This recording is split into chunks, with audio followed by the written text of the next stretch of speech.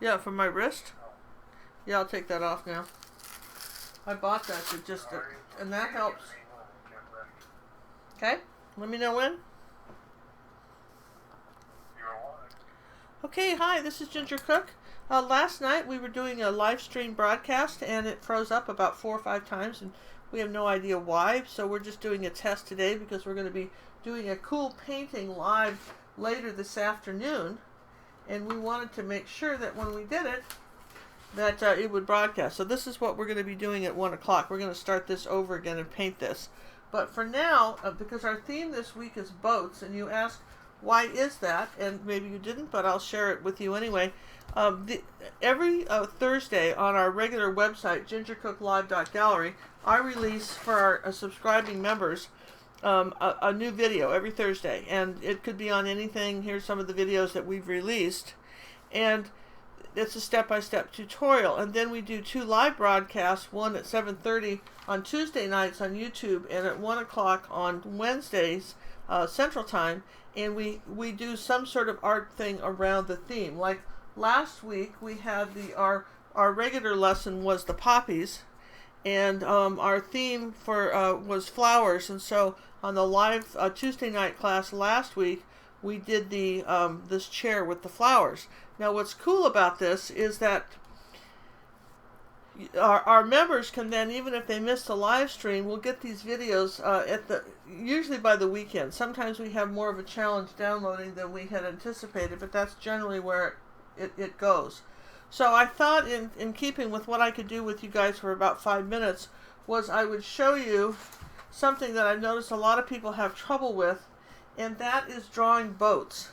And once you understand the basic concept of this, here's a colored picture of a boat. I recommend, really, anytime you're trying to do something, put it in black and white. Take your photograph and make it in black and white.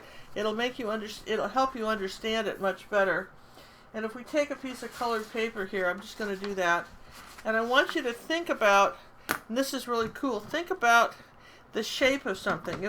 One of the things you can do is when you're doing something like this, just find the center of your paper like this, and maybe just take a piece of chalk, say like this, and I'm using a triangle here so that I can have a straight line. I'm guessing this is about the center, and I'm drawing a line like this. All right, so here's a straight line. This is about, I think that's about half, and you'll notice that there's more boat on this side. It's almost like a letter here. This almost could be kind of a B, maybe that shape. And then here, it's almost a C shape. But if you take the whole thing, for instance, and you go from, I just want you to think about the shape and the angle of things. If I go from here to here, if I draw a line like this, like that, do you see that that the axis of the boat from the stern to the bow is, you'll see it's on an angle. So that when you try to draw this shape, most people are going to try and draw it like this. Okay, and that wouldn't work, okay, because this is at an angle. So this is some of the things that are the most challenging for people to do, is to put something, to get the angles right when you're drawing. It's not, anybody, listen, you draw these shapes all day long when you do handwriting, and everybody can do a straight line. You got a ruler, so this is not too tricky.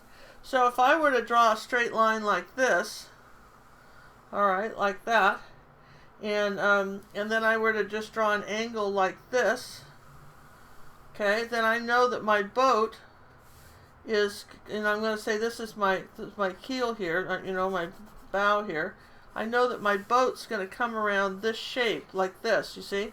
Maybe it'll be wider or not, and then I can do some measurements, but the general shape of it, you see, is almost a leaf shape. This is not a tricky shape. It's a leaf shape, but it's at a slight, it's like at a slight angle. See, here's my keel. I went over here with it, so sorry. Okay, so it's at a slight angle like this. And then here's our keel coming out around this way, and like that. And that's the angle. And then this is kind of straight up and down here. So if you've got, here's the outside edges of the boat, okay? And then you've got, you want to say, for instance, here's like a triangle. Here's the bottom of the boat, which you only see this much of, but you see this much of on this side. Okay, then your boards are going straight across like this, and then you've got these pieces that are coming down like this. You see how we're getting it sort of rounded again? And then this is coming up here. Now what happens to this part right here is that this is, I'm going to just erase this now. This comes here, and then this comes down here and comes around like that. And so that's probably, if you can get the angles, okay? If you can get the angles, you've got a boat. Now maybe at this point I might want to adjust it and make it a little wider. But I think the main thing I wanted to share with you when you're doing something like this is to decide what's level with the top and bottom of your, for instance, the seats are level with the top and bottom of the canvas here, parallel to this, and so they're going to go across like this. You know, the two seats like that, they're going to go across the boat like this, and you want, if you have those at an angle, then it's not going to work right. Does that make sense? So again, and then how steep you want to make this kind of comes like this. I'm going to start improving this, the V line of this boat. You don't see much, and then remember the water's here. Here's your water coming along like this. Okay, so this part, this is all you're going to see in the water, and then we had a dock here somewhere where the boat was tied up. Okay, so depending on, again, how wide this is, like this, maybe you want to bring this out a little wider. You can make the adjustments, but if you don't have this angle right here, if you don't have this angle from here to here right, then the boat's not going to look right. Okay, so that would be my 5-minute, what do you think, John? Did we think we got a pretty good 5-minute thing on maybe just putting a little boat in for a little, you know, when you're trying to draw something? And I mean, yes, you could sit there and you could measure this point and this point and say, I know I want it this wide. And then you could do this. Now, just for the fun of it, just suppose, you know, gosh, Ginger, this is all very nice. I don't want to do it. I don't want to draw anything in. So, okay, I can live with that. Okay, so you didn't want to draw it in. So now what are you going to do? Okay, so I'm going to take a piece of chalk, and I'm going to rub the back of this typing paper. And this is soft pastel, new pastel chalk. It's a soft chalk. It's not your blackboard chalk. This is like a pastel that a pastel artist would use. They're about $1 a stick. Called New Pastels, N-U, not N-E-W, N-U Pastels. And then I'm going to just take a piece of Kleenex or something and smear the back of this like this. Okay, this is for those of you who just said, yeah, that was a very nice drawing lesson. Who cares? I don't want to draw it. So now you can go to any copy store and blow anything up any size you want. Let's just put this on here like this. Now I'm going to do a quick test to see if it's testing. Now here, how do you make this work? Well, this is important because sometimes you know, maybe you could draw it in and you're just in a hurry and you don't feel like it. So tape it down so that your drawing doesn't move.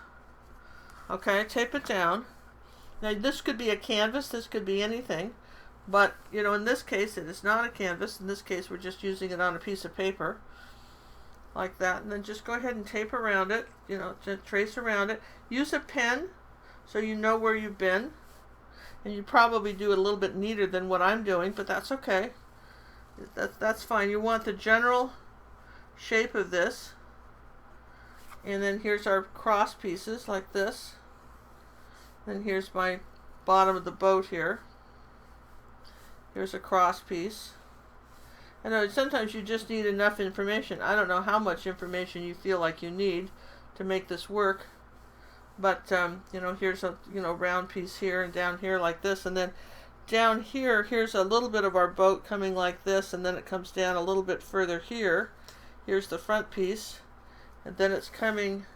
It's hard in this black and white picture to see exactly where it ends. But voila, you guys, there's the boat. Let me just zoom in on you so you can see it. So that's the tracing of the boat just by using chalk, and this will work on a canvas too.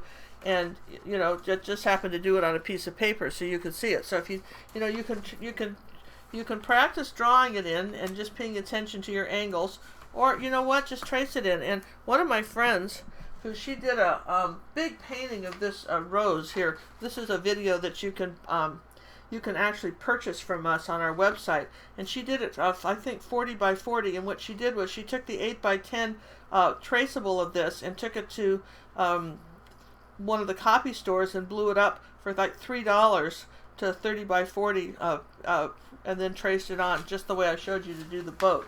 So sometimes you have to be able to draw to to paint. Not necessarily. You'll learn a lot about drawing and angles as you paint, but you can start with this. And if you think you might be wanting to do these boats, then I invite you to join our website. Our classes start for 9 days for $9.95, which is a great deal, and you can just try us out on our website, gingercooklive.gallery, see what we're doing.